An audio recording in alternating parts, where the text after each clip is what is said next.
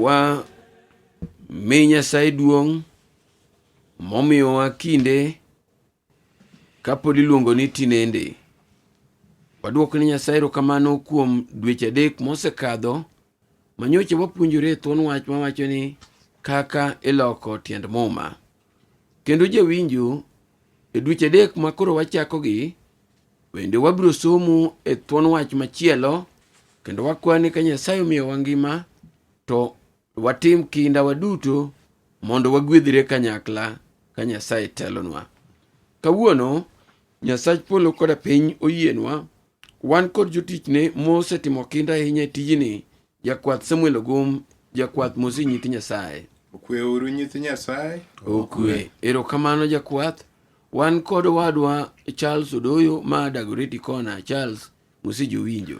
Oyawre uru nyithi Nyasaye. Oyawre ahinya. Erokamano wadwa Dan Kalmax ma Okendo ma Mathare North SDA Church mosi nyithi Nyasaye. Nyasaye ber. Seche duto. Nyasaye ber kendo mana kite. Erokamano an owadu kuom Ruoth Opere Yakomo Nyaroya, wuod Wagasi God Bura, sani tane kanisa man New Life Seventh Day Adventist Nairobi ka. Amosuni ne kendi kaka Jehova ober, ojahawi ng'ano mogeno kuome. Erokamano. Wabiro yawo kod alam kokadho kuom wadwa Charles Odoyo. Nyasachwa kendo wuonwa wagoni erokamano nikech ichaki kwang kodwa mwachopo e dwe manyien. Wane sabato mari maler wagombo ni mondo wawinj wecheni. Wang'eyo ni nyithindi mang'eny chunygi chur kuonde mopogore opogore ka gituo, ka gin gachiedh nade mopogore opogore. To ne singo ni kiloro wachni to wachni kelo chang. Omiyo tim maber ne nyathini mawinjo wachni kamoro amora ma entie. Kiromo kod dwachwa ng'ato ka ng'ato. Yie Roho mari maler ochikwa kwaelo tiend ndikoni, kendo Roho mari maler owuoth kod wachni kachopo it nyathini ka nyathini. To sabato mari maler ni iduogie nyithindi machiegni kod chuth nikech wasayo kuom Yesu Kristo ma jawar. Amen. Jakwath Samuel Ogum somnwa ndiko e buk mar Timotheo mokwongo 2 wes 3 kod 4. Barua mar Timotheo mokwongo sura 2 wes 3 wacho kama: Lamo ma kamano en gima ber kendo long'o ni Nyasaye jawarwa, madwaro mondo ji duto okwo kendo ging'e adiera chuth. Kwaduoko e loko mar kilo to owacho kama bende: lemo ma kamano en gima ber kendo malong'o ni Nyasaye jawarwa, madwaro mondo ji duto okwo kendo ong'e adiera. Mad Ruoth Nyasaye gwedh somo. Amen. Erokamano nyithi Nyasaye. Jawinjo thuon wach mwadwa puonjore kuom dweche adekgi wacho niya, loso osiepe ni Nyasaye, mor mar lando ote mare. Loso osiepe ni Nyasaye, mor mar lando ote mare. Making friends for God, the joy of sharing in his mission. Jawinjo e dweche mosekadho katero pachi, kane waloro e higa mokadho, ne waloro kwa puonjore kuom buk mar Nehemia kod Ezra. Kane wachako higa, dweche adek mokwongo mag higa ni, ne wapuonjore kuom buk mar Daniel. Mano ni wachako dwe mar 1 nyaka watieko dwe mar 3. Kane wachako dwe mar 4 nyaka walunge dwe mar 6. Thuon wach mane wapuonjore ne en wacho ni kaka wanyalo loko tiend Biblos. Kendo kiparo maber, thuon wach mar sabato mokadho mane wapuonjore ne en buk mar Jakobo. Mane wacho ni kik wabed mana joma winjo kende, to wabed joma timo bende. Koro kuom mano, kitude gi thuon wach mwadhi some kuom dweche adekgi mawacho ni loso osiepe ni Nyasaye, mor mar lando ote mare. Iwinjo niya, kik wabed mana joma winjo kende, to wabed joma ng'owa timo ang'owa, timo dwach Ruoth Nyasaye. Dwache en ang'o? E buk mar Timotheo owacho niya, kisome e wes 1 niya, Timotheo mokwongo 2 no wacho ni, to koro wach mokwongo akwayo mondo ji oter ywak gi ir Nyasaye ka gilamo kendo sayo ni ji duto, kendo ka gigoyo erokamano, gilem ni ruodhi gi jotelo duto mondo wadak e ngima mokwe kendo moboch, kwaluoro Nyasaye chuth kendo kwabedo jomokwe.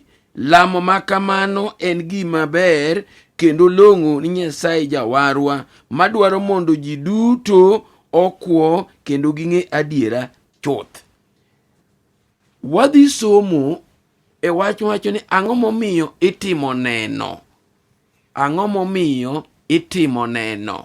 Nokonwa e Jakobo juma mokadho, kik wabed mana joma winjo, to wawinj joma timo bende. Koro Biblos wuon wach ma kawuono wapuonjore wacho ni ang'o momiyo itimo neno. Why witness? Owadwa Dan, inyalo penjori ni to ang'o mamoro Nyasaye ahinya kama entiere polo. Ang'o manyalo bedo mor mar Ruoth Nyasaye? Nikech piny opong' kod anjawo gi timbe mongilo mokadho koni gi kocha. Ni tang'o mamiyo Nyasaye mor? Ni gombo maduong' ma Nyasaye ni godo en mondo ji duto, kuonde duto, mondo yie mar rwako herane, kendo yie kech mare, kendo mondo roho mare olokgi, bende mondo owargi kendo gidonji e piny ruodhe. Ok en kod dwaro moro maduong' moloyo warruok marwa. Hera mare ogundho, ng'wono mare ok nyal pim, chuny maber ma en godo onge gikone, weyo ne richo ok nyal rumo, teko mare ochwere, ma opogore kod nyiseche mamoko mag jochilo mane dwaro ni nyaka tim negi misengini. Nyasachwa to osetimo misango maduong' miwuoro. Kata obedo ni wadwaro ni mondo wayud warruok machal nade, Nyasaye dwaro mondo warwa moloyo kaka wan bende wadware. Lamo makamano en gima ber kendo long'o ni Nyasaye Jawarwa madwaro mondo ji duto okwo kendo ging'e adiera chuth. Chunye opong' kod dwaro mondo in kod an wayud warruok. Owadwa Dan, kwa wuoyo kuom ang'o momiyo itimo neno, wasewinjo mna e awiye ni Nyasaye ok dwar ni mondo ng'ato lal. Odwaro duto mondo wakwo. Adwaro ni mondo iwach wach kigero wachno e wach mar chiwo thuolo mag warruok. Ngwedhe chap chap. Erokamano jakwath, kuom wach miwacho, gima duong' ma koro wada ng'iyo ni to kwachako ng'iyo ni to ng'ama chiwo thuolo en wan ema wachiwo thuolo kwadhi wuoyo gi jogo maro ofweny mondo wawuogo koso Nyasaye machiwo thuolo. Mokwongo nyaka wang'e ni Nyasaye machiwo thuolo duto ne jogo mwawuoyo godo, nikech ne wapuonjore juma mokalo ni Nyasaye tiyo kodwa kokalo kuom roho e gigo ma en ema odwaro kaka dwache dwaro. Omiyo ok en dwaro marwa, en dwach Nyasaye. Wach maduong' mwarango ni Nyasaye oseyangore ne ji mathoth, ne jogo moko jo-Yahudi mwaluongo ni jo-Maranda kata jo-Yahudi e yor chwech kata yore mamoko. To wafwenyo ni magi duto pod nitie rem ma nyaka dhano non matut, kata jogo mwapuonjo kata mwapuonjo nyaka non matut mondo mi gichop e warruok ma Kristo wuoye. Kwa ng'iyo Luka 19:10 yangonwa ratiro ni Wuod Dhano nobiro mondo omany jalno molal kendo oresi. Nitie wach ma Jakobo 5:19-20 bende yangonwa mondo watudgi ane kanyakla wayud gima wacho. Owacho kama: Owetena, ka ng'ato kuomu obayo yo mi oweyo adiera, to eka ng'at moro odwoke e yo, to ng'euru ni ng'ama odwoko jaricho mobayo yono oreso chunye e tho, kendo omiyo richo mang'eny owe. Erokamano, Kristo owe moko duto e polo, obiro manyo jalno molal. Jakobo ng'isowa ni wan kaka dhano, ere kama wadonje. Ong'isowa ni kantie jalno mogolo jaricho e yor lal, to mang'iso ni irese tho. Mang'iso seche mwatimo neno ne jomoko, ka ng'at mane ni yor lal, mane ni yor richo, owe richo ne modugo ir Kristo, muma puonjowa ni itimo tich maber, iriwori gi Kristo e tije kendo igolo ng'ano e yor tho. Paulo kawuoyo ne Jorumi, king'iyo Jorumi mokwongo, Jorumi 1:2 wacho ni jogo ma jo-Yahudi kata jogo mok jo-Yahudi ma onge gi Kristo pod nyalo lal. kidhi e Jorumi mar 3 nyaka 5, Paulo chako wachonwa ni warruok biro kuom ng'uono kokadho kuom yie kende. To kichako idhi e 6 kod 8, ochako ng'isowa maber ni ng'uono ema puodho ji duto, ni ng'ato ka ng'ato maluongo nying Ruoth noresi, mang'iso ni kwasefwenyo ni ok wanyal yudo warruok e yo moro amora moko kwa yango nying Kristo, kokwa luongo nying Kristo to ok inyal yudo warruok. To ma biro kuom yie. Kiyie e nying mar Kristo to yie biro kuom puonjruok kata kuom winjo wach Kristo. Omiyo wan wariwore gi Kristo e tije ka watimo neno makare, nikech neno mwatimo e liel samoro watimo neno mano ok rach, lakini neno maber en nend Kristo. Kwating'o nying Kristo malo, kwawuoyo gi jomoko, to watimo neno makare kendo miyo nying Kristo duong', omiyo joricho wuok e tho to duogo e yor ngima. Erokamano. Erokamano owadwa Dan. Ni Ruoth Nyasaye kare awinjo kikele mamit ni Ruoth Nyasaye ema chiwo kinde mar timo neno. Matini kare ngima mwadago ni en mana ngima mar timo neno. Kinde momiwa wang' piny ka wadudoyo. Omiwa kinde mana mondo mi watim neno mar Jehova Nyasaye. Erokamano. Jakwath Samuel Ogum, ang'eyo ni sama piny oru ji jamosore ni to ichiwo nade. Kamano. To ka ng'udhiambo to nudo chiengi chal nade. Kinyalo yudo kinde ni midirom kata kod Ruoth Nyasaye tipenje ni to Jehova Nyasaye to odiochiengi chalo nade. Ipani dobed nade. Wachie wach kuom miyo Yesu bedo gi mor. Ing'eni wapenjore nita kaka jok modak wadwa puonjwa mondo wami jok modak mor. To ere kaka wanyalo miyo Yesu to mor? Wachie wach. Mokwongo daero mar wachonu ni ok en gima yot ng'eyo ni nyalo miyo Yesu mor. To wanyalo miyo mana Yesu mor ka warito chikege kendo ka watimo dwache.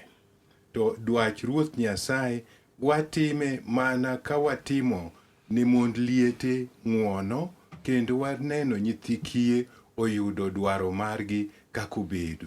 Nikech Ruoth Nyasaye wacho ni ohero joma mine to kendo ohero nyithind kiye. Omiyo odwaro ni nyithind kiyegi kiritogi kendo itimonegi gimoro maber, itimo dwaro maber ni Ruoth Nyasaye. Daher mar nyisou gimoro achiel kende kanyo. Ni adieri nyalo penjo ng'ato ni dhi nade, kata inyalo wacho ni odiochieng' ma kawuono bedo kodi nade, kata ni odhiambo thura kawuono iwinjo machalo nade.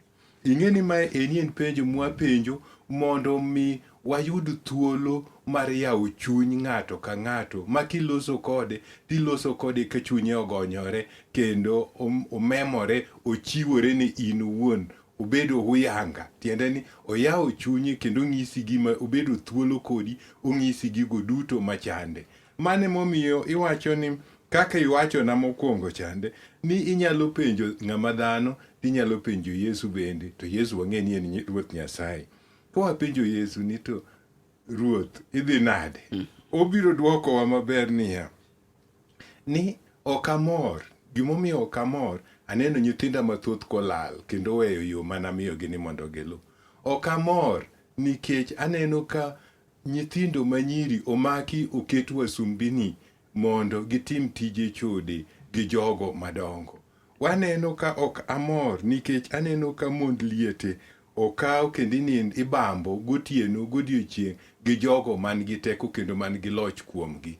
To gi duto ok giywak kendo ka giywak taneno pi wang'gi kochopo ira, lit ma giwinjono chopona. Mane ma Ruoth Nyasaye wacho. Omiyo wacho niya, igni mana chano neu ni mondo udhi udag e polo higa 1000. Kaneno ka gini dhi bayo jomoko, tawinjo ka litna kabisa. Omiyo adwaro ni uduog ira mondo ubed kuom. Kariwo gino ero gi sigana mane wasomo e Luka 15. Kisomo wes ne 6, wes 7 kanyo ero, ibiro yudo ka owachono maber ni ng'ato ne nigi rombe 100 to nodhi kwayogi, to kuom hawi marach rombo achiel olal. To ka rombo achiel ni nolal, noweyo rombe 99 kodhi manyo rombo manolal chande. Komanyo romboni moyude, noting'o romboni mokete agoge modok kod romboni malo. Tiende ni notimo ang'o?